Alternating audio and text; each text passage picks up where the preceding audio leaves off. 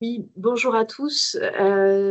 J'espère, est-ce que juste une personne peut me confirmer dans le chat que vous nous entendez bien?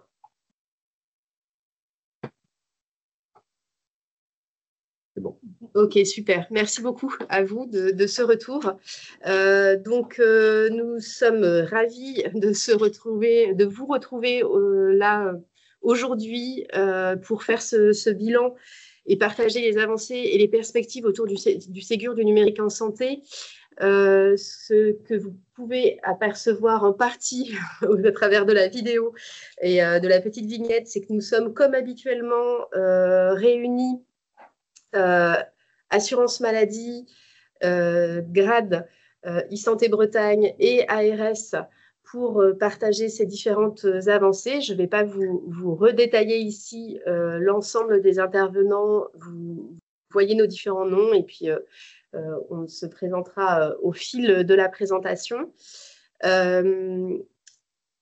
Bien entendu, un petit rappel des bonnes pratiques comme habituellement et surtout, on voit que le chat fonctionne bien. Donc, si vous avez des questions, on vous invite à les poser directement dans le chat au fil de l'eau. On a deux modérateurs qui se chargeront de compiler l'ensemble de ces questions et on a prévu un temps en fin d'échange, enfin en fin de séquence plutôt, pour pouvoir vous répondre. Bien entendu, il y aura aussi un retour écrit de ces éléments. Non seulement le webinaire est enregistré, mais voilà, on vous fera aussi un retour sur les différentes questions si toutefois nous ne pouvions pas tout traiter aujourd'hui. L'ordre du jour, et pour ne pas plus traîner, assez classiquement, finalement, on va d'abord faire un peu un bilan et où est-ce qu'on en est, un petit état des lieux, puis les perspectives, ce qui nous attend pour 2025, et puis donc cette séquence de questions-réponses. Donc, en premier lieu, où en sommes-nous aujourd'hui? Déjà, je pense qu'on peut partager collectivement qu'il y a eu déjà des grandes avancées en 2024. Je voulais aussi quand même vous préciser qu'on ne reviendra pas de manière exhaustive sur l'ensemble des sujets du Ségur du numérique. On a fait le choix pour que le webinaire soit relativement le plus dynamique possible, de partager avec vous vraiment des paroles de terrain, des retours d'expérience pour, là, dès aujourd'hui, pouvoir partager le fait que ce qui a été réalisé prend forme, prend vie sur le terrain. Sans plus traîner, je vais passer la parole à Fanny Lenné de l'assurance maladie. Bonjour à toutes et tous. Donc pour commencer, on vous propose de faire un premier bilan des actions menées sur le dossier médical partagé et Mon Espace Santé. Donc déjà, vous rappelez les enjeux et objectifs de l'année 2024, donc, qui étaient d'abord, voilà, comme toutes, de qualifier l'identité nationale de santé des usagers, puisqu'on vous le rappelle, la qualification, c'est un prérequis avant de parler du DMP et de Mon Espace Santé. C'est obligatoire depuis 2021 et c'est indispensable pour l'envoi de documents dans Mon Espace Santé. Donc voilà, c'était bien important de le rappeler cette année encore. Également, s'équiper d'un logiciel métier permettant d'alimenter le DMP. C'était déjà un de nos objectifs l'an passé. Voilà, aujourd'hui, on a continué cette lancée-là, notamment en améliorant le parc et l'équipement vers les différents couloirs que sont l'établissement sanitaire, le médico-social, la médecine de ville, les officines et puis la radiologie. Troisième point, l'enrichissement du DMP avec les documents utiles aux professionnels du cercle de soins et à l'usager, donc pour que tous les retrouvent sur Mon Espace Santé. Et là encore, l'idée, c'est de cibler les documents qui sont les plus pertinents, le compte-rendu de biologie, les comptes-rendus d'examen de radiologie, les comptes-rendus opératoires, prescription de biologie, les notes de vaccination également. On a noté notamment avec les pharmaciens une forte croissance de l'alimentation du carnet de vaccination dans Mon Espace Santé, un objectif. Et puis, amplifier la consultation du DMP. Donc, voilà, on sait bien qu'aujourd'hui, pour une majorité des professionnels de santé, cet accès, il se fait via WebDMP. Mais l'objectif, c'est de quand même pouvoir vous montrer comment utiliser la consultation, notamment pour les patients pour lesquels ça pouvait être pertinent. Et puis enfin, bien sûr, continuer de sensibiliser, former les professionnels et accroître l'information auprès des usagers. Alors, concernant les actions majeures que nous avons pu entreprendre en 2024, pour atteindre ces objectifs collectifs, nous avons accompagné l'ensemble des secteurs sur différents plans. Nous avons sensibilisé et formé sur l'INS les professionnels de santé. Nous avons créé un réseau de référents identito-vigilants en établissement sanitaire, ce qui nous permet d'avoir en fait des personnes sur qui nous appuyer pour pouvoir développer et pérenniser les connaissances et les bons usages en établissement. Ça sera à étendre dans les autres secteurs également en 2025. Nous avons accompagné les établissements du médico-social dans la démarche d'installation de logiciels métiers Ségur, ce qui va leur permettre de pouvoir qualifier l'INS et de pouvoir alimenter le DMP et ensuite de pouvoir initialiser les usages d'échange et de partage. Nous avons également, pour favoriser une connaissance et un usage collectif des différents services, notamment le DMP et mon espace santé, travaillé avec les acteurs, les professionnels de terrain pour adapter notre approche en fonction des spécificités des secteurs et des filières.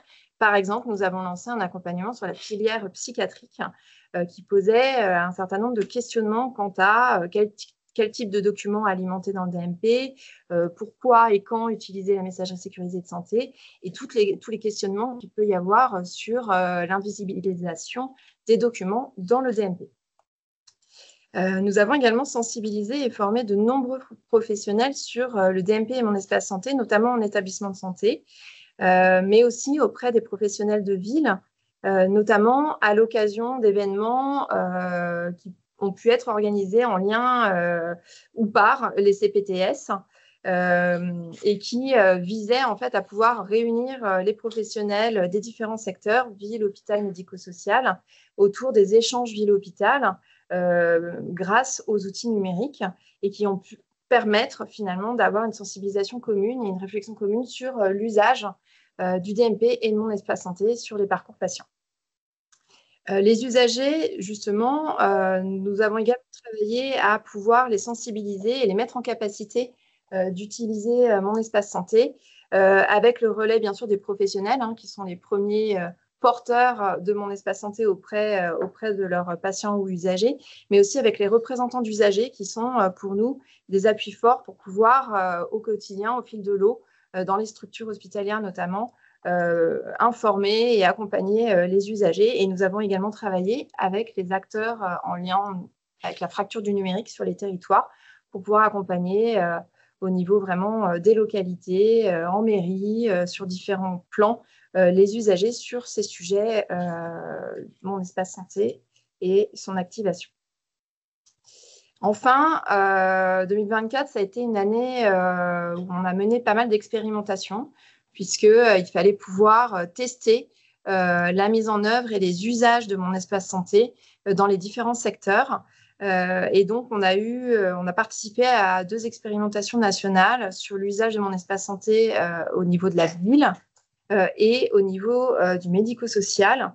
Et l'idée, c'était de pouvoir travailler sur des parcours réels pour identifier comment utiliser mon espace santé dans ces secteurs-là, quelles étaient les pratiques, les bons usages, mais aussi quelles étaient les difficultés à résoudre, difficultés sur lesquelles nous allons travailler en 2025 ensemble, mais aussi difficultés remontées au national, puisque c'est aussi notre rôle de pouvoir être votre voix et de pouvoir remonter les freins et les différents enjeux au niveau du national.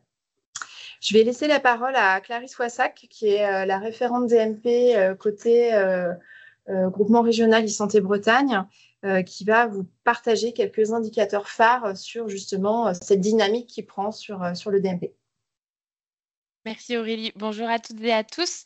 On a pu voir un petit peu les enjeux, les perspectives sur 2024 et puis les actions qui ont été menées. Et on voulait également vous mettre en avant toute la dynamique avec quelques chiffres clés pour vous indiquer que c'est l'ensemble des secteurs qui sont impliqués par l'alimentation des documents dans les DMP des patients en lien avec mon espace santé. Si on regarde un petit peu sur l'année passée, on constate que 80% des DMP des Bretons ont été alimentés par au moins un document produit par une structure ou un professionnel de ville. On voit qu'il y a vraiment un engagement de la part de tous les secteurs. En moyenne, aujourd'hui, on a 5 documents, 5,2 documents par DMP. Ce qui est assez conséquent, on est passé à 5 documents sur cette année. On peut voir également qu'il y a eu une accélération de l'alimentation des documents, puisqu'on a 2 fois plus de documents alimentés dans les DMP. On a une hausse de 104% des documents alimentés, tous secteurs confondus. Et on peut vous citer quelques exemples de documents qui sont alimentés dans les DMP, ce qui vous donne un peu une idée de ce qui est alimenté et ce que vous pouvez consulter également. On va avoir en majorité les comptes rendus de laboratoires, que ce soit de la ville ou des établissements sanitaires. On va avoir pas mal de prescriptions de santé, des comptes rendus hospitaliers, les volets de synthèse médicale par les médecins de ville, les dossiers de liaison d'urgence alimentés par les établissements et les services médico-sociaux qui sont également embarqués dans la démarche, notamment grâce au programme de financement ESMS numérique.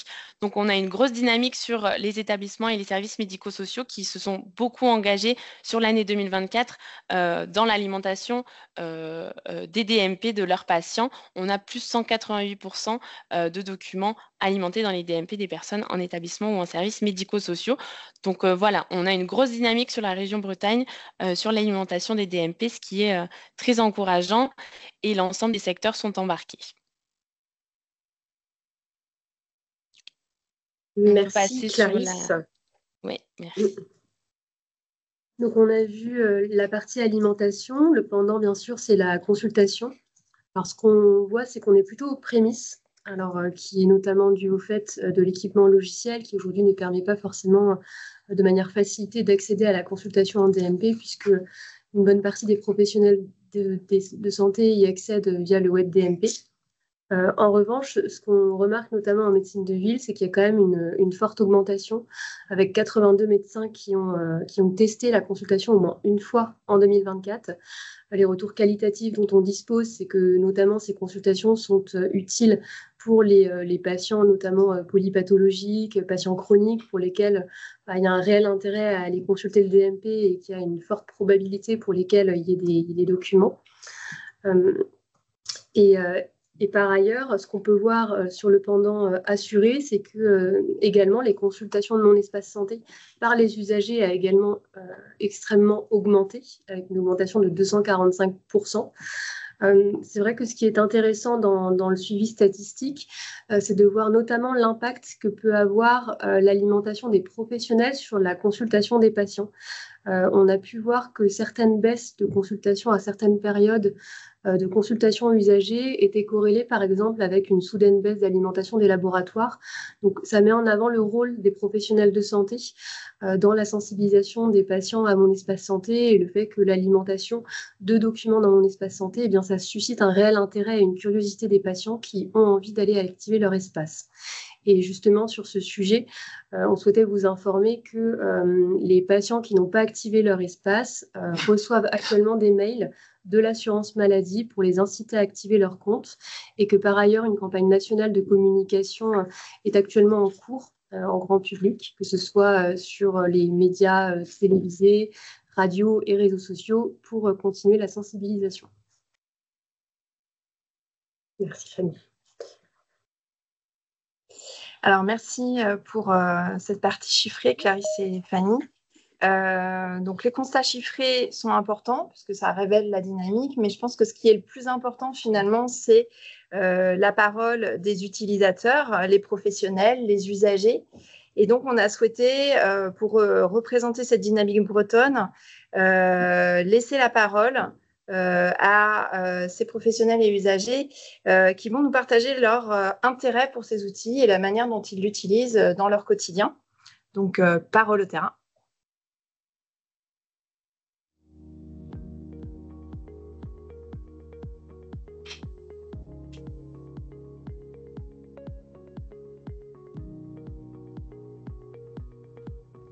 récemment, une patiente est prise en charge par le SAMU pour une douleur thoracique. À son arrivée, on apprend qu'elle a été prise en charge récemment pour un arrêt cardiaque sur un centre hospitalier en région parisienne. Elle aurait bénéficié d'un examen des coronaires et probablement d'une angioplastie coronaire, mais on n'a aucune information, aucun document dans notre dossier patient de territoire. Donc je suis tout d'abord embêté et la patiente me signale qu'elle a renseigné l'ensemble des documents dans son dossier médical patient. Et donc, je me connecte directement à son DMP. Cela me permet d'accéder à l'ensemble des données de la précédente hospitalisation en région parisienne. La facilité d'accès, puisque le DMP peut être accessible pour les professionnels sur le site dmp.fr, avec un volet professionnel, un volet patient. Donc, on accède par le volet professionnel avec soit votre carte CPS, soit la carte ICPS. En quelques secondes, on peut accéder au moteur de recherche du DMP. Et puis après, rentrer les éléments d'identité du patient pour essayer de rechercher son DMP dans la base de données nationale. Et puis après, naviguer simplement dans les différentes rubriques documentaires et espérer avoir l'information qui nécessairement devra être transmise par les établissements et les acteurs de santé pour alimenter dans l'avenir le DMP si on veut se partager l'information.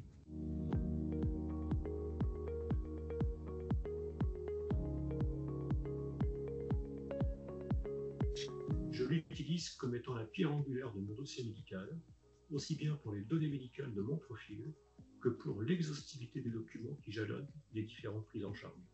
Compte rendu d'hospitalisation, courrier, résultat d'examen, c'est vraiment le fil conducteur de chacune des étapes de mon parcours. Je souhaite également l'utiliser davantage au niveau de la messagerie sécurisée afin de fluidifier les échanges avec l'ensemble des professionnels de santé, ainsi que l'agenda qui, dans mon cas, est un élément très important dans la gestion, le suivi et la coordination de mes rendez-vous auprès de l'ensemble des professionnels de santé. Je suis sous curatelle, donc c'est elle qui m'avait envoyé les papiers pour me dire que je pouvais faire montrer mon espace santé. Suite à ça, j'ai demandé à Michael, ma référente, pour mettre sur mon portable pour ne pas perdre toutes les données médicales.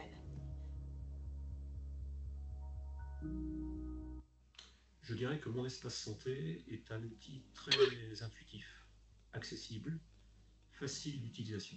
Tout simplement puisque l'intérêt que présente mon espace santé, c'est de centraliser à un seul endroit et de manière sécurisée l'exhaustivité des données médicales, mais aussi, comme je l'ai dit précédemment, l'ensemble des documents qui jalonnent le parcours de santé.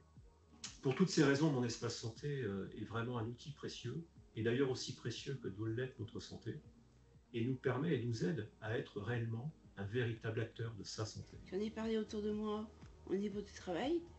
J'aurais dit, écoutez, mettez, même si vous êtes sur curatelle, vous avez tous vos données.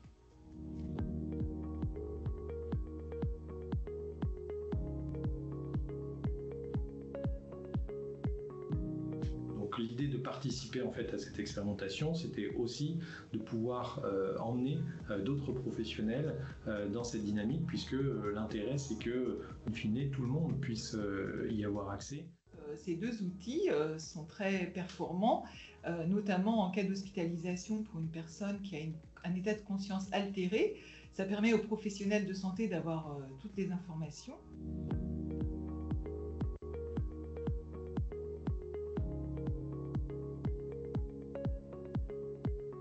Alors, c'est la situation d'une patiente chez qui je passe quotidiennement pour une surveillance thérapeutique. C'est une dame qui a des problèmes d'addiction. Donc, un soir, je passe chez elle et elle est absente. Je vois juste son compagnon qui m'informe qu'elle est partie avec une ambulance jusqu'à l'hôpital parce qu'elle ne se sentait pas bien. Et dès le lendemain matin, cette personne me rappelle me disant « Je suis rentrée à la maison, vous allez pouvoir reprendre au passage ».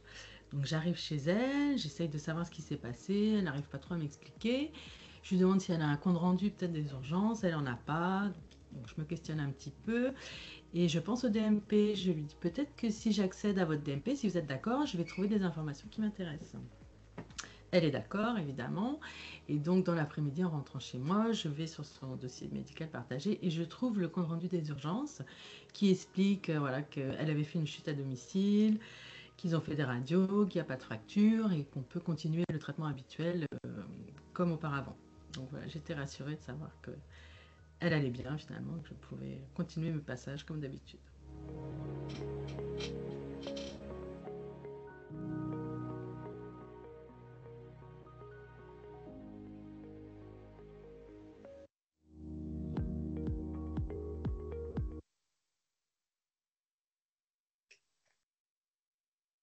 Alors, merci à tous les témoins et aux équipes qui les accompagnent dans cette démarche d'équipement, de déploiement et de mise en œuvre d'usage. Je pense que ça retrace bien à la fois l'envie et l'intérêt collectif de faire de ces outils un vrai outillage réel, concret, utile dans la vie au quotidien et utile dans les parcours des patients et usagers.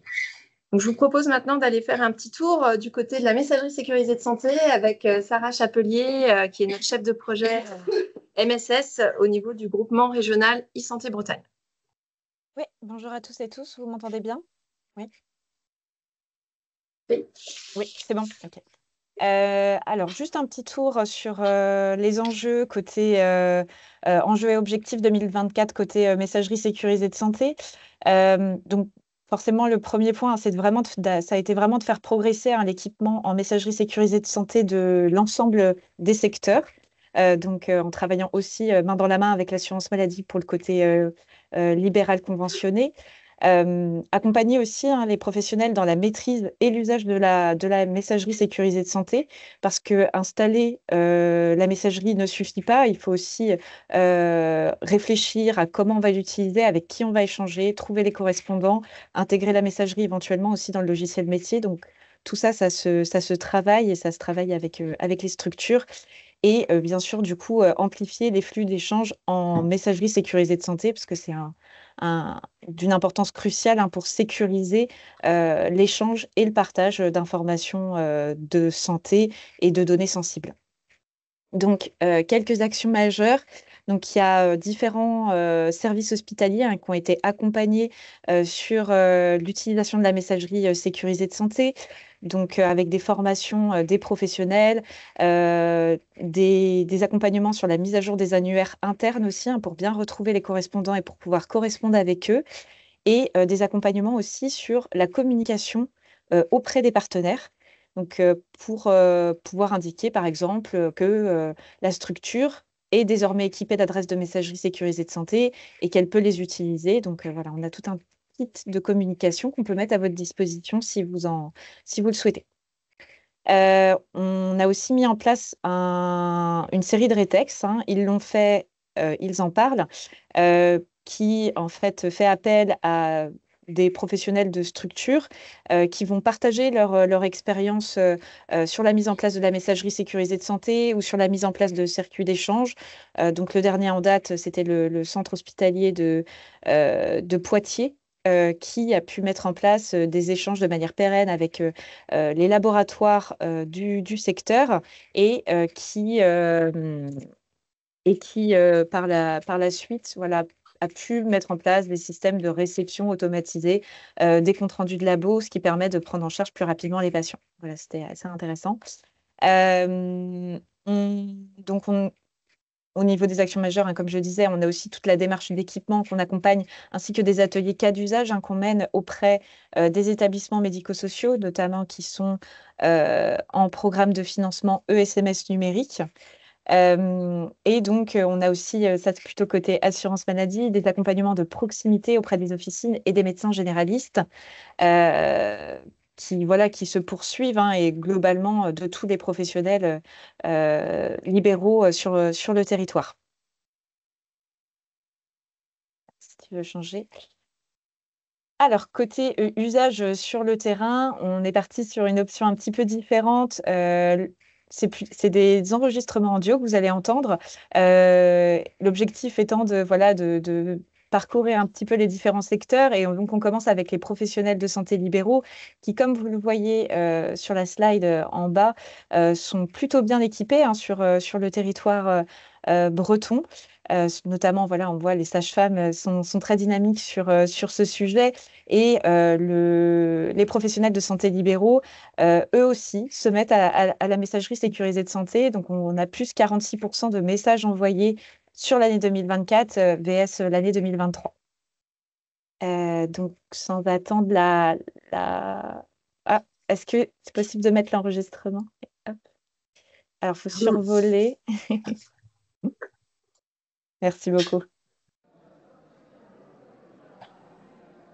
Alors, ce qui est très facile pour moi, c'est de joindre un correspondant en utilisant son adresse sécurisée MS Santé. Et j'obtiens très souvent des réponses très rapides. Pour la très grande partie de mes correspondants, ça fonctionne. Il y a encore quelques personnes, soit qui ne lisent pas leur boîte MS Santé, soit qui n'ont pas raccordé leur service MS Santé. Mais je dirais que 95% des correspondants sont connectés. Et donc, ça facilite grandement les échanges. Ça permet de ne pas s'embêter à constituer soi-même un fichier de correspondant.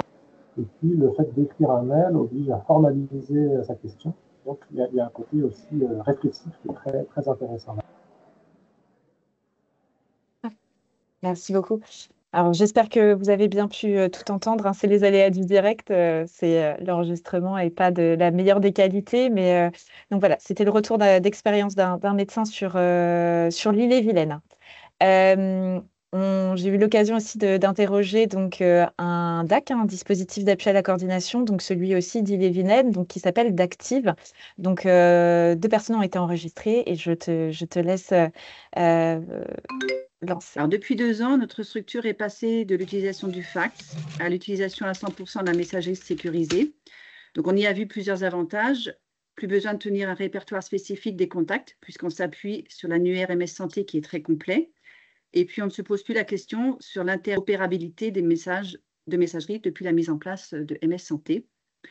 Donc, systématiquement, en tant qu'assistant de coordination, j'interroge les médecins qui font appel à nos services pour savoir si la messagerie sécurisée peut être utilisée dans nos échanges.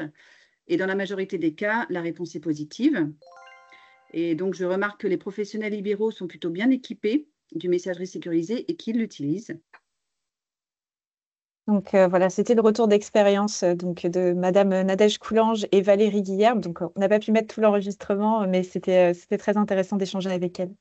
Donc voilà, les DAC aussi sont équipés, les structures de coordination de manière générale, d'une solution de messagerie sécurisée de santé. Alors depuis 2 ans, notre structure est... Voilà. Côté établissement sanitaire, il y a eu un petit couac. Côté établissement sanitaire aussi, hein, il y a un très très bon taux d'équipement en messagerie sécurisée de santé. La très grande majorité des établissements sanitaires sont aujourd'hui équipés d'une solution. Malheureusement, je n'ai pas mis l'enregistrement qui a été fait auprès de Sarah Brégard, hein, qui est cadre au service d'urgence du centre hospitalier de Redon. Mais voilà, je vous ai mis une partie de sa retranscription à l'écrit. Et globalement, au service des urgences de Redon, la messagerie sécurisée de santé a été mise en place il y a déjà un certain temps, mais elle n'était pas fonctionnelle, on va dire, notamment pour toutes les fiches SAMU, hein, qui servent à déclencher le SMUR. Jusqu'alors, en fait, elles étaient reçues via différents canaux en fonction des centres hospitaliers qui envoyaient les patients. Donc, c'était reçu par fax avec le SAMU de Loire-Atlantique, par impression directe avec le SAMU d'Ille-et-Vilaine, et en fait, c'était fait par appel avec le SAMU du Morbihan. Et donc, c'est vrai que la messagerie sécurisée de santé a permis d'apporter une sorte d'unicité, d'uniformité vis-à-vis de ces demandes de prise en charge. Aujourd'hui, c'est plus de 5 millions de messages qui sont envoyés chaque mois par les établissements sanitaires bretons en messagerie sécurisée de santé. Et eux aussi, hein, ont une belle augmentation, une belle mise en marche, puisqu'il y a plus 47% de messages émis par les établissements sanitaires bretons VS l'année 2023. Ah. Dernier enregistrement, bien sûr, le secteur médico-social n'est pas en reste, et au contraire, il y a une très très belle dynamique sur le secteur médico-social en termes d'émissions, hein, de messages émis en messagerie sécurisée de santé, mais aussi d'équipements. Et donc, Madame Isabelle II, infirmière au Florilège, nous a fait part aussi de son usage de la messagerie sécurisée de santé. Alors, donc, les partenaires principaux sont les médecins traitants et les infirmières. Les données sont plutôt d'ordre soit des thérapeutiques, donc des prescriptions, soit des résultats, soit d'un retour d'hospitalisation aussi. Et en fait, ça peut aussi être juste pour un besoin d'information complémentaire parce que l'infirmière n'a pas bien compris une observation ou veut un petit détail sur une prescription. Voilà. Merci. En tout cas, je remercie toutes les personnes qui ont bien voulu répondre à mes questions autour de la messagerie sécurisée de santé. Merci. Pardon. Merci Sarah. Nous allons maintenant passer à un focus sur le volet sécurisation des données et cybersécurité avec donc Lionel Lecomte de l'ARS. Excusez-moi. Bonjour à tous. Alors effectivement, on se protège de plus en plus. On le voit depuis 2023. On avait 4 principaux enjeux et objectifs. Premier enjeu, intégrer la cyber dans la stratégie et la gouvernance des établissements. Et pour ça, on a commencé à intégrer des objectifs, 8 objectifs cyber dans les CEPOM, ARS, établissements sanitaires. Donc, on a créé un groupe de travail. On a travaillé avec les RSSI qui étaient volontaires pour intégrer ce groupe de travail. Et donc, l'intégration de ces 8 objectifs cyber seront intégrés dans les CEPOM ARS établissements dès fin 2024, début 2025. Deuxième objectif, c'était de faire la promotion de la complétion de l'OPSIS. Pour cela, on vous a suivi de près quand même.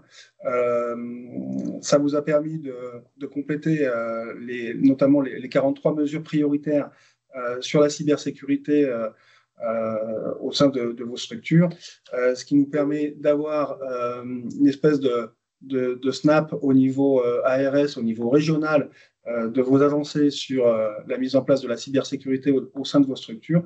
Et puis, ça permet également au national d'avoir cette vision de l'avancement de la région Bretagne, des établissements sanitaires bretons. Deuxième gros enjeu, renforcer la résilience des établissements.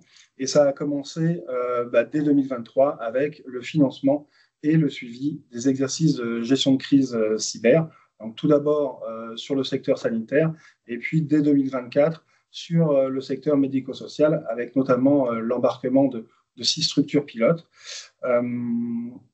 On s'est ensuite investi sur un 3e objectif qui est garantir la sécurité opérationnelle des établissements. Et pour cela, on a essayé d'embarquer un maximum de structures, d'établissements sanitaires dans le cadre du programme CARE, je rappelle, cyber-résilience et accélération au niveau de la cybersécurité des établissements et au niveau national, programme national. Donc, on a même été en chercher certains d'entre vous qui n'étaient pas à la cible au niveau des prérequis.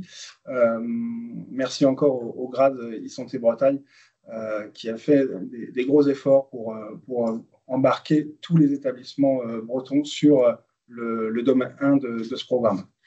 On poursuit également le renforcement de l'offre du Centre de ressources cybersécurité du grade, puisque typiquement pour chaque objectif du domaine 1 du programme CARE, il y a une réponse pour les adhérents au grade e-santé Bretagne. Donc, des outils à aller chercher sur les étagères du grade, que ce soit sur la réalisation des exercices de crise cyber, sur les audits Active Directory, sur les audits d'exposition sur Internet. Donc voilà, tous les outils sont mis à votre disposition sur les étagères du centre de ressources cyber. Et bien sûr, on va continuer à étoffer cette offre au fil des années. Et enfin, on continue d'accompagner financièrement les 8 GHT bretons dans le recrutement d'un ingénieur cyber opérationnel pour que justement ces 8 grosses structures, à la fois donc établissement support et établissement membre, soient au rendez-vous sur le programme CARE.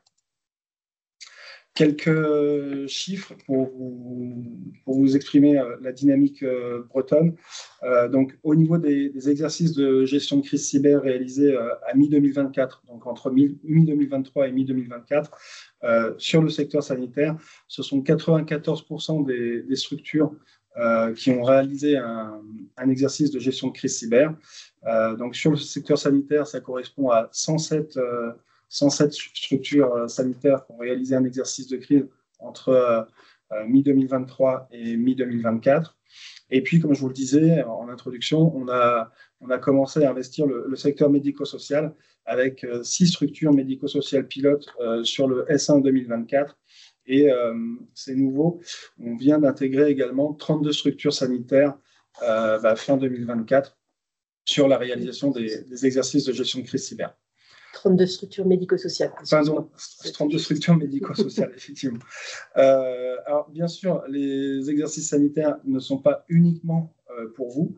On s'entraîne également, nous, au niveau ARS et préfecture, et on a mis en œuvre un exercice de gestion de crise cyber régionale, donc qui a impliqué l'ARS et la préfecture, et exercice qu'on va renouveler évidemment sur 2025. Et tout ça correspond quand même à une enveloppe d'à peu près 330 000 € de financement uniquement sur la réalisation des exercices de gestion de crise cyber. Sur l'appel à candidature au programme CARE, on est assez satisfait puisque ce sont 100% des établissements candidats à l'appel à financement sur le domaine 1 du programme CARE.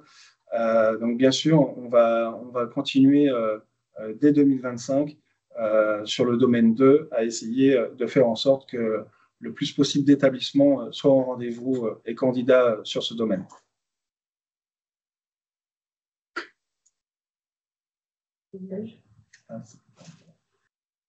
Donc, on va avoir un témoignage de M. Lozachemer, qui est directeur général d'ASIA sur le réseau UNA. Oui, bonjour.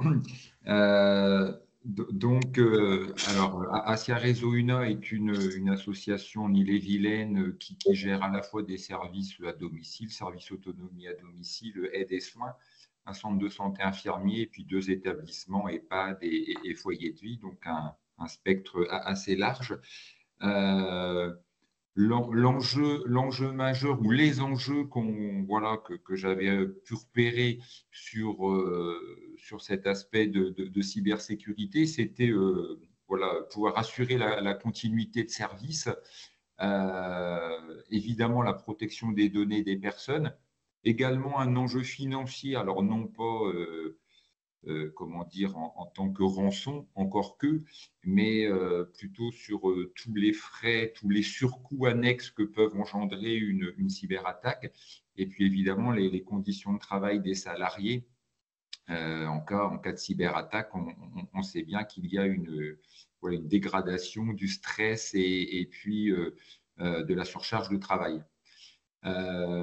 Au printemps, au mois de mai ou juin, j'ai assisté à une présentation en visio qui avait été organisée par notre fédération UNA au niveau Bretagne, donc une présentation par le GCSI Santé. Et j'avais trouvé ça très instructif, c'était concret, c'était pédagogique. Vraiment, j'ai appris pas mal de choses. Et du coup, j'ai demandé au GCS de pouvoir faire cette présentation au sein de ma structure pour l'ensemble des cadres. On était une quinzaine. Et donc, ça a été réalisé au mois d'octobre. Et je pense que l'ensemble des participants a vraiment apprécié. L'objectif de sensibilisation a été atteint avec des choses, des éléments très simples qui parlent à tout le monde, ne serait-ce que la taille des mots de passe, les écrans ouverts si on quitte le bureau, le mélange perso-pro sur les outils, que ce soit téléphone ou ordinateur. Donc voilà, c'était vraiment très, très positif comme présentation. Et l'idée, c'est voilà, d'aller un petit peu plus loin, évidemment, en sensibilisant tous les salariés. Alors, on a déjà commencé, on a une newsletter tous les 2 mois et on a déjà fait un petit jeu, un petit questionnaire sur la sécurité. Et puis, on aimerait bien faire un diagnostic en 2025.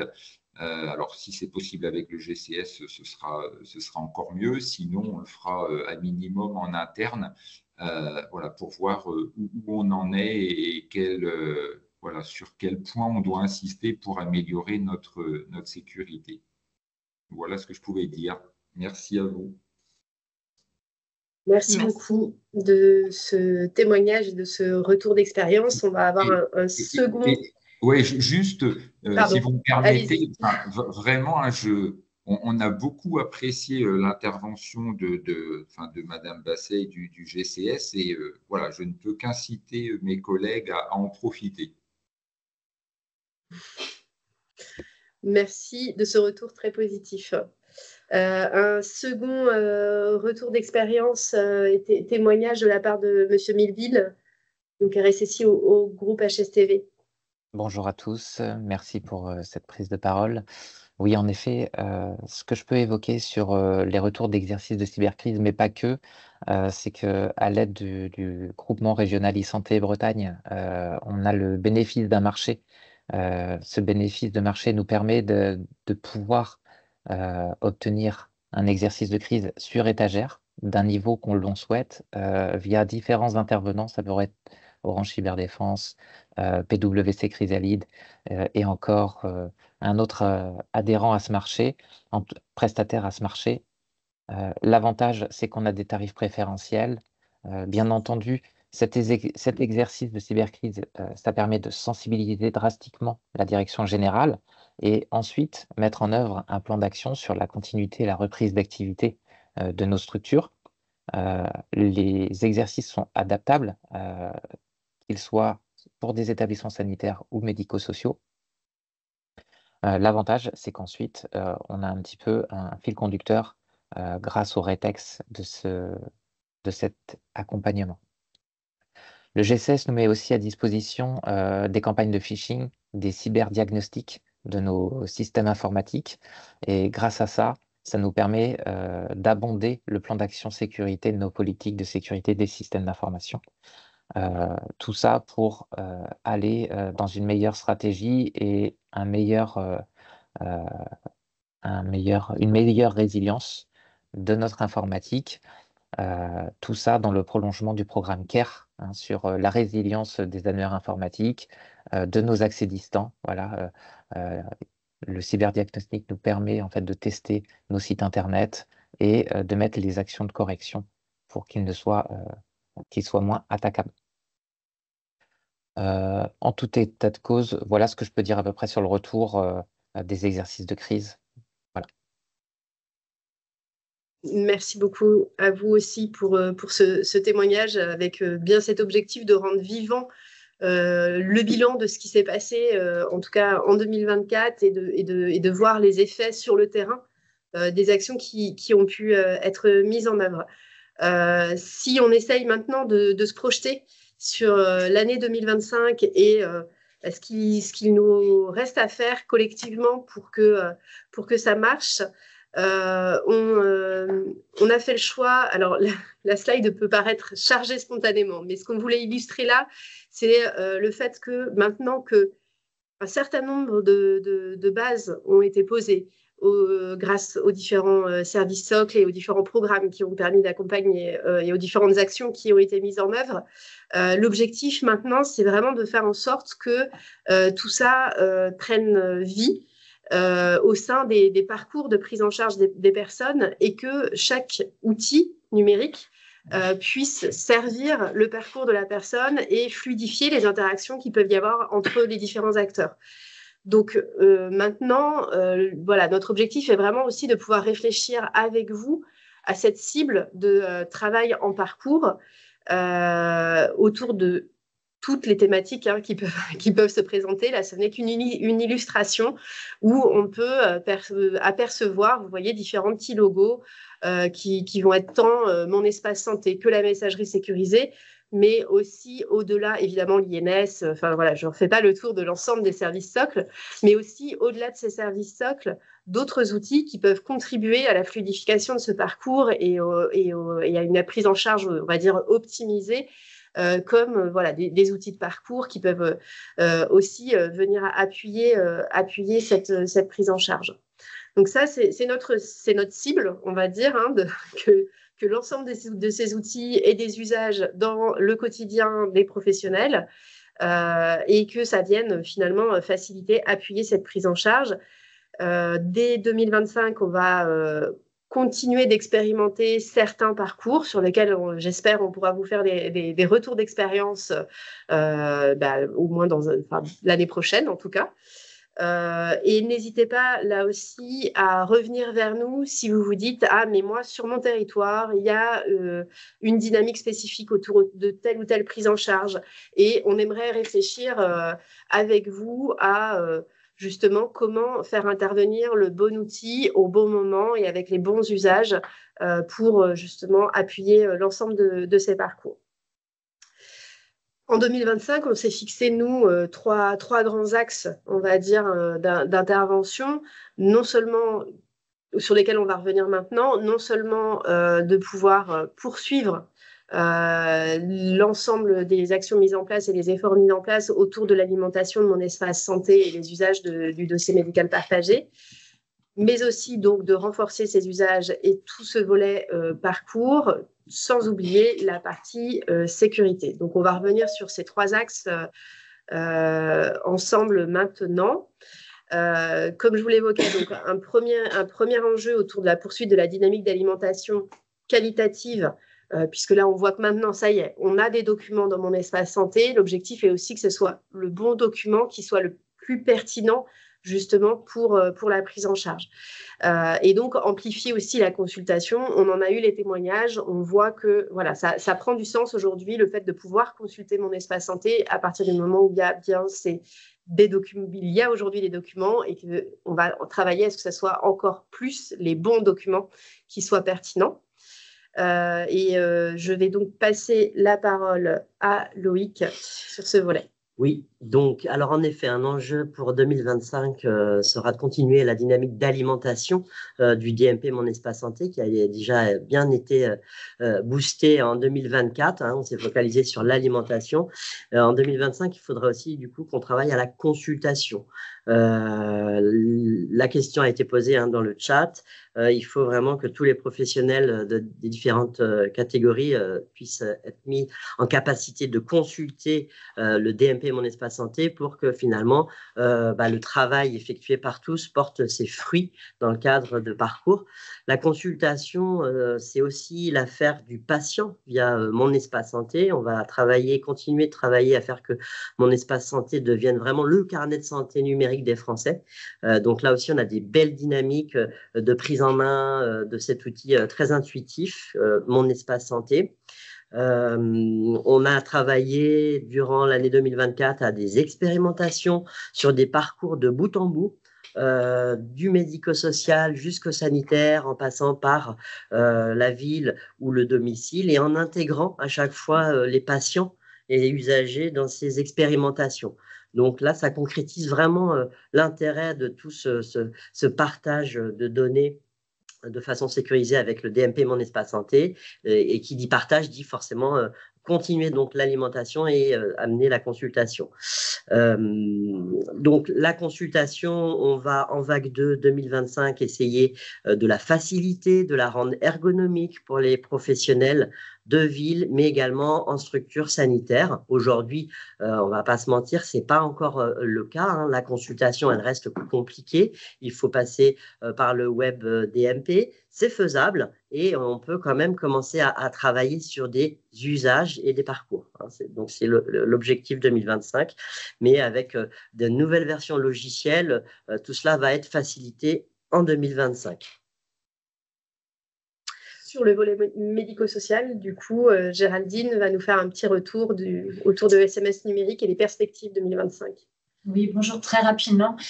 Pour rejoindre ce qui a été dit par mes collègues, on a également dans le secteur médico-social, vous le savez, puisque vous êtes plus de la moitié des établissements sociaux et médico-sociaux bretons à avoir été embarqués dans ce programme qui a démarré en 2021 avec un appel à projet annuel. Et c'est l'occasion de vous dire pour celles et ceux qui ne sont pas encore accompagnés en termes de financement, d'acquisition d'un dossier usager référencé Ségur qui vous permet l'usage de tous les services socles qui ont été évoqués aujourd'hui, mais aussi d'avoir la possibilité de se faire financer du matériel pour l'utilisation de vos professionnels, puisqu'il faut avoir ces outils techniques pour pouvoir utiliser les logiciels Ségur, avoir également une chefferie de projet qui va vous aider dans toute cette étape. Nous aurons en effet en 2025 un dernier appel à projet en début d'année à laquelle vous pourrez candidater. Donc, même chose, hein, n'hésitez pas à vous retourner vers le groupement régional e-santé ou moi-même si vous souhaitez des informations. En tout cas, ce qu'on peut dire, c'est qu'aujourd'hui, nous avons plus de la moitié des établissements bretons qui sont équipés ou qui sont en train de s'équiper de ce logiciel référencé Ségur. Et vous avez entendu parler du dispositif SONS qui permet aussi d'avoir ce financement direct à l'éditeur pour l'installation de cette version. Donc, si on cumule les deux dispositifs ESMS et SONS, nous arrivons aujourd'hui à plus de 70% des établissements sociaux et médico-sociaux bretons qui sont équipés ou en cours d'équipement. Ça montre la belle dynamique de notre région, avec toutes les actions qui ont pu être mises en place là, sur les 4 dernières années et aussi tous les freins qui nous restent à lever avec vous. Vous le savez, on travaille quotidiennement sur ces usages, sur les difficultés que vous pouvez aussi rencontrer puisqu'il faut que tout l'écosystème soit équipé, notamment sur l'utilisation de la messagerie sécurisée. Donc, on travaille avec vous sur tous ces sujets.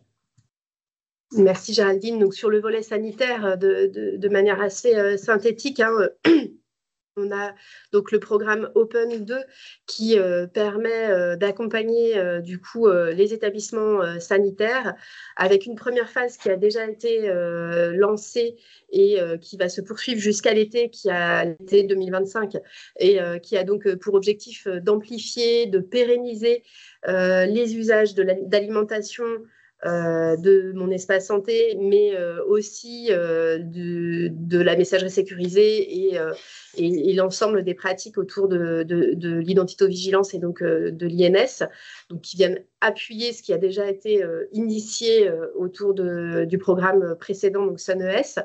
Et puis, on attend aussi une phase 2 de Open 2 courant 2025, mais sur laquelle nous pouvons à ce jour donner plus d'éléments, puisqu'on attend les champs spécifiques que couvriront cette phase 2. Sur notre second axe donc de décloisonnement des secteurs sanitaires et médico-sociaux, avec bien cet objectif de partage, d'échange et de favoriser l'ensemble de ces usages, c'est non seulement les services socles, mais comme je vous l'évoquais avec cette image du parcours cible, bien aussi de favoriser à ce que dans l'ensemble des outils, les bons usages soient mis en place et que ces services socles soient bien installés aussi. Et pour cela, du coup, je vais repasser la parole à Aurélie pour illustrer les actions. Oui, alors en effet, pour pouvoir développer les usages de ces échanges et de ces partages via les services socles, mais pas que, il faut que tout cela ait du sens et que les professionnels puissent y trouver un intérêt concret dans leur quotidien. D'où l'intérêt de pouvoir poursuivre nos accompagnements au niveau des territoires, en proximité avec les professionnels d'un même territoire. Donc, nous poursuivrons en partenariat avec l'assurance maladie nos accompagnements, notamment auprès des CPTS, qui sont qui nous ouvrent des espaces pour pouvoir rassembler les différents professionnels d'un territoire autour des réflexions et des pratiques d'échange et de partage, et qui nous ouvre la possibilité du coup de pouvoir travailler ensemble sur quel bon outil pour passer, quelle bonne information au bon moment dans les parcours patients. Et tout cela, finalement, vise à pouvoir améliorer la prise en charge des usagers sur les territoires, mais aussi le quotidien des professionnels qui, à terme, lorsque tout aura atterri après la vague 2, auront des outils qui seront beaucoup plus ergonomiques qu'aujourd'hui. En attendant, ça ne nous empêche pas de commencer à travailler sur des parcours, donc comme ça a été cité, et dès le début d'année, nous allons travailler sur 3 parcours qui ont particulièrement été ciblés et qui vont être suivis au niveau du national. Donc pour vous donner un peu de concret dans cette notion de parcours que nous allons accompagner, nous allons travailler sur la téléconsultation assistée en EHPAD. Donc l'idée, c'est de pouvoir travailler sur quels usages des services numériques entre alimentation, consultation du DMP, envoi en MSS et les outils de télémédecine, comment tout ça s'imbrique et qu'est-ce qui a un rôle pour faire quoi, à quel moment du parcours.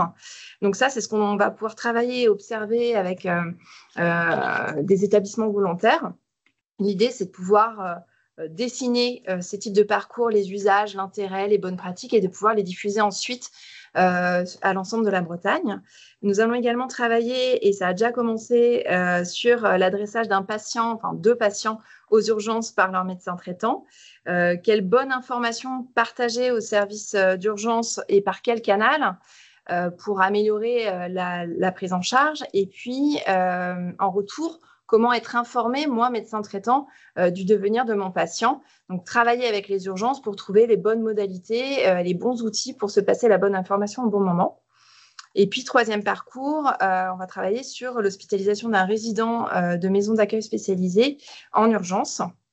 L'idée, c'est de pouvoir poursuivre les premiers échanges et les premières pratiques qui ont émergé à travers l'expérimentation Mon Espace Santé dont a parlé Loïc en établissement médico-social qui a été menée en 2024.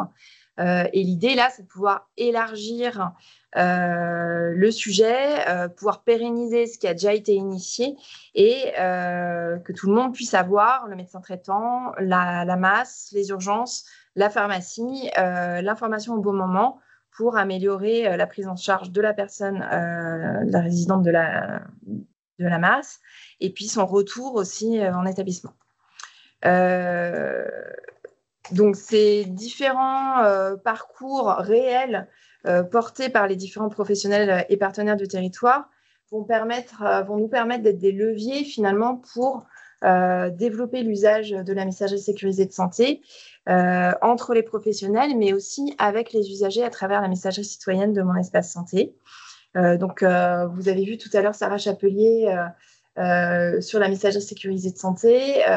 Donc, elle se fera un plaisir de pouvoir vous accompagner sur ces sujets-là, en lien avec les équipes de l'assurance maladie également, pour créer ces échanges par MS Santé. J'ai vu qu'il y avait beaucoup de questions sur ce sujet dans le chat. Donc, c'est encore un gros travail à mener sur les territoires pour que les médecins traitants utilisent la messagerie sécurisée ou en tout cas utilisent une messagerie sécurisée et pas plusieurs, ce qui cause aujourd'hui pas mal de difficultés, et que côté service hospitalier, on ait également un usage qui soit clair, avec aussi des adresses qui soient partagées avec les partenaires du territoire pour que demain, un médecin, une infirmière sache à qui écrire au sein des hôpitaux et puisse avoir un retour par rapport à ces demandes. Donc voilà, tout ça, c'est à construire en 2025, mais ça va s'appuyer sur des dynamiques locales. Donc, comme le disait Loïc, si vous avez envie de travailler sur des parcours et de faire en sorte de pouvoir vous mettre autour de la table avec vos partenaires de territoire pour définir comment échanger, partager, par quel canal, par quel outil et quelle bonne information vous passez, n'hésitez pas à nous contacter pour qu'on puisse vous y aider collectivement. On passe à Via Trajectoire. Tout à fait. Donc, sur le volet Via Trajectoire, on va passer la parole, qui est donc un outil qui permet aussi de faciliter l'orientation, en tout cas, des patients. On va passer la parole à Anne Devregil. Merci Hélène. Est-ce que vous m'entendez bien? Voilà. Oui, tout à fait. Oui. Bonjour à tous et à toutes. Donc effectivement, je vais vous faire un état des lieux du déploiement des 2 modules de Via Trajectoire. Donc Via Trajectoire grand âge. Donc, pour rappel, ce module, il permet l'orientation des personnes en EHPAD. Donc, aujourd'hui, on a déployé 3 départements sur 4, donc le Finistère, l'Ille-et-Vilaine et les Côtes-d'Armor.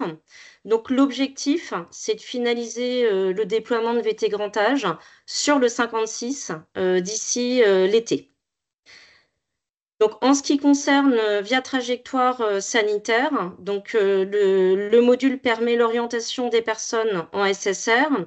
Donc, il y a un déploiement qui est actuellement en cours sur 2 territoires, le T5, qui est le territoire de Rennes, et le T6, qui est celui de Saint-Malo. Donc, l'objectif, c'est de poursuivre l'accompagnement sur les autres territoires et de finaliser le déploiement d'ici fin 2025. Aujourd'hui, il y a des échanges qui sont en cours avec les autres territoires de santé qui sont Quimper, Vannes et Brest, notamment pour étudier les modalités de démarrage et de déploiement.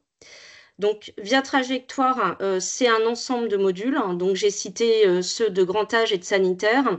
Et les perspectives à venir, c'est le déploiement notamment d'un module TND et également d'un module autour du service à domicile. Merci Anne. Et donc, vous le voyez, hein, via trajectoire, cet outil d'orientation est vraiment maintenant un système d'information national dans lequel nous sommes donc pleinement, en faveur duquel nous sommes pleinement engagés dans le déploiement.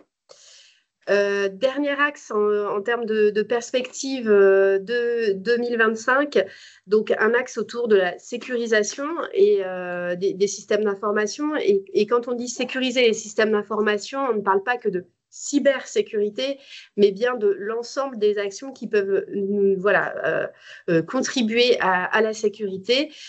Donc, évidemment, l'axe cybersécurité reste présent, fort et majeur, puisque le risque restera toujours présent. Mais il y a aussi vraiment un axe important autour de la généralisation de l'authentification forte des professionnels, donc via les MIE, et des déploiements de nouveaux services numériques aussi côté assurance maladie qui vont contribuer à cette sécurisation. Sur le volet cybersécurité, je vais repasser la parole dans un premier temps à Lionel Lecomte. Alors effectivement, la cybersécurité reste néanmoins, au niveau du national en tout cas, la priorité numéro 1. Sur 2025, on va bien sûr poursuivre notre engagement sur le programme CARE, avec donc la continuité du suivi du domaine 1 qui se termine en juin 2025. Donc, jusqu'à juin 2025, nous, on sera là pour vous accompagner et vous suivre sur l'atteinte des objectifs du domaine 1. Grosse année 2025 en matière de cybersécurité, puisque dès T1 2025 arrive le domaine 2, qui va à la fois concerner les établissements sanitaires, mais également médico-sociaux, contrairement au domaine 1. Donc, domaine 2, continuité et reprise d'activité. Aujourd'hui, les prérequis et objectifs sont en cours de finalisation. Les travaux se poursuivent et donc lancement prévu T1 2025 avec une fin prévue sur le T3 2026. Le domaine 3 qui va arriver très vite, puisque lancement prévu T2 2025, donc 3 mois après le lancement du T1. Domaine 3 qui va concerner la sécurisation des accès distants, avec une enveloppe prévisionnelle de 60 millions d'euros et qui va concerner également les structures sanitaires et médico-sociales. Le domaine 4, lancement prévu en T1 2026, donc ça laisse un peu de marge, mais voilà, 2 domaines qui vont arriver pratiquement successivement, domaine 2 et domaine 3, et sur lesquels, bien sûr, on va poursuivre notre engagement, notamment au niveau de l'accompagnement qui va également se poursuivre grâce au centre de ressources cyber et grâce à tous les outils qu'on va mettre en œuvre avec le groupement régional e-Santé Bretagne pour justement que vous soyez au rendez-vous pour les adhérents du GRAD, au rendez-vous sur tous les objectifs des domaines 2 et 3 qui vont arriver très rapidement. Merci Lionel. Sur la partie moyens d'identification électronique, on va passer la parole à Aurélia Basset du groupement régional e-santé Bretagne. Aurélia. Bonjour à tous. Merci Hélène. En effet, donc le déploiement des moyens d'identification électronique et de l'authentification forte, c'est un enjeu majeur pour nous en 2025, car ce sujet va notamment impacter le déploiement de la vague 2 Ségur qui va arriver notamment dans le secteur sanitaire courant 2025. Du coup, ce sujet, il impacte forcément les établissements d'un point de vue de plusieurs chantiers. Le chantier technique, bien évidemment, mais il y a aussi un gros volet organisationnel à prévoir. Et du coup, pour le moment, on est en train de faire un état des lieux régional, donc conjointement avec Lionel Lecomte, du coup, de l'ARS. Donc cet état des lieux, il a 3 objectifs principaux. Le premier, c'est forcément de sensibiliser les structures autour de cette thématique et également d'évaluer la maturité des établissements sur le sujet.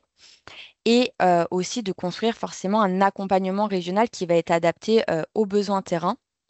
Donc, on est vraiment dans une volonté de construire notre accompagnement régional avec les acteurs du terrain, notamment dans le secteur sanitaire, pour mettre en place un accompagnement à partir du T1 2025, avec notamment plusieurs groupes de travail et un kit qui va être fait au niveau régional. Et on attend également la phase d'expérimentation, qui est la phase alpha, la première phase du programme de financement Hospi Connect, qui est un programme de financement autour de cette mise en conformité, autour des moyens d'identification électronique. Et donc, du coup, cette phase alpha devrait atterrir au niveau national en mars 2025, ce qui va également nous aider à mieux accompagner nos structures bretonnes. Et du coup, je vais enchaîner aussi avec la généralisation de l'utilisation de l'identité nationale de santé. Donc, en effet, notre objectif, c'est de généraliser l'utilisation de l'INS, qui est un point fondamental derrière pour l'utilisation des autres services SOC, comme on l'a rappelé tout au long de ce webinaire. Donc, dans le secteur sanitaire, notre objectif, c'est forcément d'augmenter ces taux de qualification, notamment à travers le programme Open 2 dont on a discuté tout à l'heure. Donc, il y a un objectif sur Open 2 qui est une cible à 80% pour les établissements sanitaires. Donc, notre objectif, c'est vraiment de pousser les établissements vers cette cible de 80% d'INS qualifiés au sein de leur file active, donc notamment avec des accompagnements sur l'augmentation de ce taux de qualification et l'organisation qu'on peut mettre en place au sein des structures pour y parvenir. Et dans le secteur médico-social, le but, c'est aussi de pousser un bon nombre de structures vers l'utilisation de l'INS. Comme le rappelait Géraldine, on a un grand nombre de structures maintenant qui sont dans les programmes de financement et notamment dans le programme ESMS numérique. Donc, c'est de toujours les accompagner encore plus proactivement pour qu'ils utilisent les différents services socles. Merci Aurélia. Et pour terminer, donc, sur les nouveaux outils, les nouveaux services déployés par l'assurance maladie, Fanny Léné. On souhaitait vous informer de l'arrivée de nouveaux services qui étaient prévus dans le cadre de la feuille de route nationale du numérique en santé, donc sont l'ordonnance numérique et l'application carte vitale.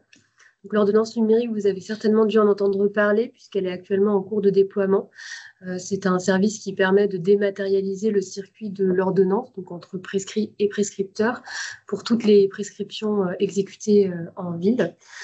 Et donc, ça permet notamment de sécuriser tous les flux puisque toutes les données de la prescription sont regroupées dans une base qui est hébergée en France et dont la sécurité est assurée par l'assurance maladie. Et donc, aujourd'hui, vous avez peut-être pu voir notamment des ordonnances numériques. Elles se caractérisent par un QR code en bas à gauche voilà, de l'ordonnance classiquement aujourd'hui utilisée. Donc, voilà, aujourd'hui, elle est généralisée surtout auprès des médecins et puis des pharmaciens, mais l'objectif, c'est bien d'étendre l'usage à tous les professionnels de santé en 2025. Et puis, le second outil, c'est l'application Carte Vitale. Donc, c'est la version dématérialisée de la carte Vitale qui est actuellement en déploiement dans plusieurs départements et elle arrivera cet été en Bretagne. Donc voilà, l'idée c'est de pouvoir notamment faciliter l'usage, éviter les oublis notamment par les assurés de leur carte vitale pour notamment permettre la télétransmission et puis la facturation. Elle intègre également l'INS et puis elle permettra aussi d'avoir accès à d'autres fonctionnalités. Ce qui est envisagé notamment, c'est d'ouvrir les informations de l'assurance maladie complémentaire, de faciliter aussi la facturation en télésanté. Et puis aussi de pouvoir déléguer un proche, un aidant, voilà, sa carte vitale pour faciliter aussi la coordination des soins. Merci Fanny. Aurélie va nous faire un dernier petit focus sur quels accompagnements et comment avoir accès aux différents accompagnements. Bon, alors c'est très rapide, hein, c'est pour vous dire que pour faciliter le repérage, on va dire, dans ce qu'il est possible de faire pour vous aider et vous accompagner, nous avons conçu un catalogue de services qui permet de détailler pour le secteur médico-social et pour les établissements sanitaires sur les différents services socles. Donc DMP, Mon Espace Santé, INS, la messagerie sécurisée de santé et ce qui n'apparaît pas là, les moyens d'identification électronique également. Donc ça nous permet finalement de vous présenter un peu quels sont les différents champs d'action sur lesquels vous pouvez nous solliciter. Après, n'hésitez pas à nous solliciter de manière générale parce qu'on peut aussi adapter notre accompagnement en fonction des nouveaux besoins qui pourraient émerger. Et comme je l'ai dit tout à l'heure également, n'hésitez pas à nous contacter. Donc je crois que Loïc a mis dans le chat notre mail générique qui est contact.ségur@isanté-bretagne.fr pour toute question ou toute demande d'accompagnement, notamment sur le sujet des parcours au niveau de vos territoires. Merci Aurélie. Alors on a essayé d'être assez synthétique et pour autant nous sommes déjà arrivés au bout du temps que nous avions fixé ensemble. Je crois qu'on avait prévu donc une séquence pour pouvoir revenir sur les questions. Je crois qu'un certain nombre de réponses ont déjà été apportées dans le chat. Est-ce que pour autant vous voulez revenir sur une ou deux questions? Je me tourne vers Loïc et Aurélie. Non, effectivement, pas mal quelques questions dans le chat. On a tout compilé. On va réfléchir des réponses plus précises avec les chefs de projet concernés. On a essayé d'apporter une première réponse aux questions. Il y a eu notamment des questions sur la consultation du DMP par les professionnels soignants. Donc aujourd'hui, la consultation du DMP, elle est possible à l'aide d'une carte CPS via l'interface web DMP. La cible, effectivement, c'est d'intégrer la consultation dans les logiciels métiers, hein, vous l'aurez compris, en 2025, vague 2 du Ségur. À l'hôpital, il y aura un mode qu'on dit simplifié R pour déléguer l'authentification et l'accès au DMP. Voilà, en tout cas aujourd'hui, c'est WebPS DMP, carte CPS, et puis dans un second temps, dans les logiciels métiers. Je crois que les questions relatives à la MS Santé ont pu avoir une réponse. Sarah Chapelier, notre experte, pourra continuer d'y répondre. Et puis pour les autres, on va refaire le point et revenir vers vous de façon unitaire. Voilà. Voilà. Sauf si voilà, vous aviez une dernière question à partager. Alors après, il est aussi temps qu'on puisse vous libérer pour pouvoir notamment déjeuner si vous ne l'avez pas fait en nous écoutant. En tout cas, merci à tous de votre présence. Merci à chacun des intervenants pour leur expertise et puis vraiment je pense que ce qui est important pour 2025 c'est que chacun d'entre nous et chaque professionnel puisse s'approprier ces différents services numériques et on essaye d'être vraiment au maximum présent et disponible pour vous y accompagner. À très bientôt.